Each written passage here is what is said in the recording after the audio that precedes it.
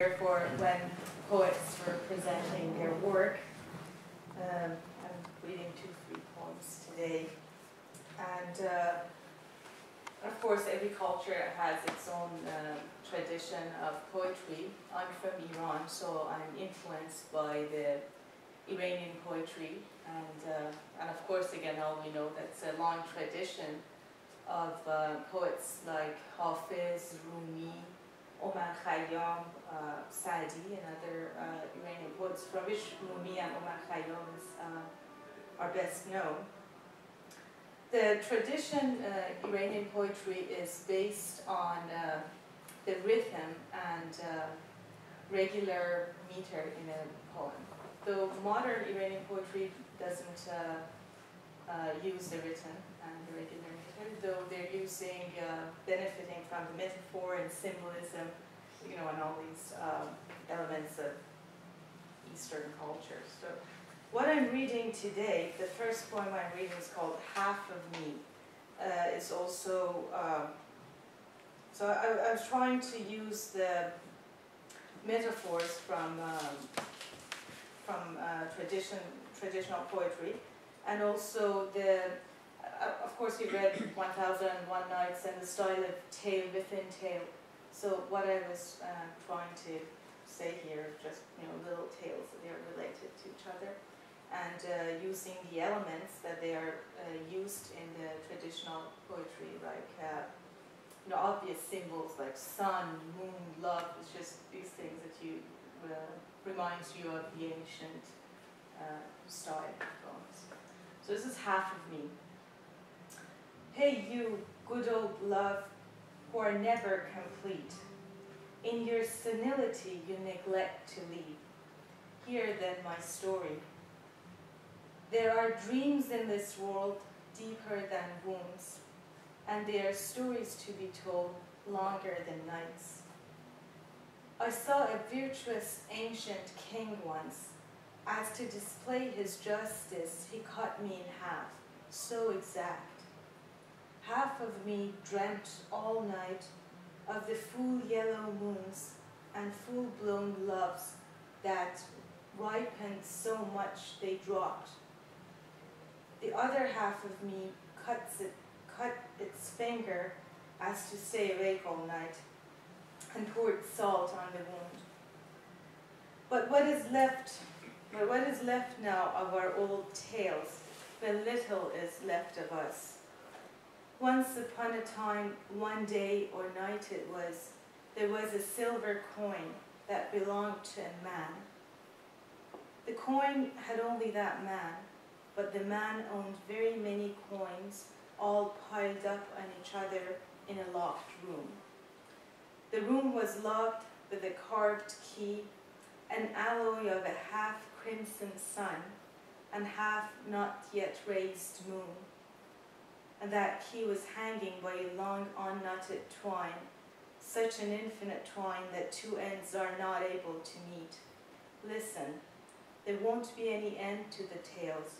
The only things that can come to an end are nights and us.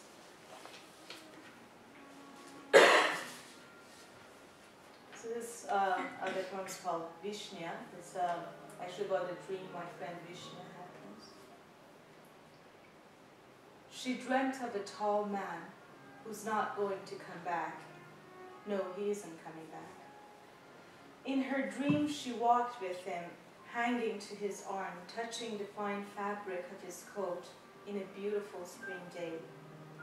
And in her own dream, she saw herself in the most elegant dress in the world.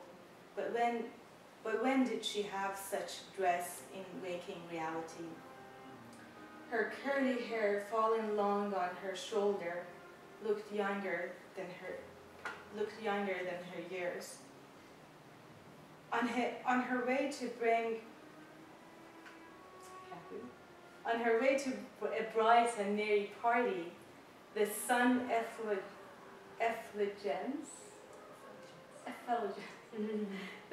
effulgence radiated from her as she took it with her. A leaf on a sidewalk came under her foot and became a well.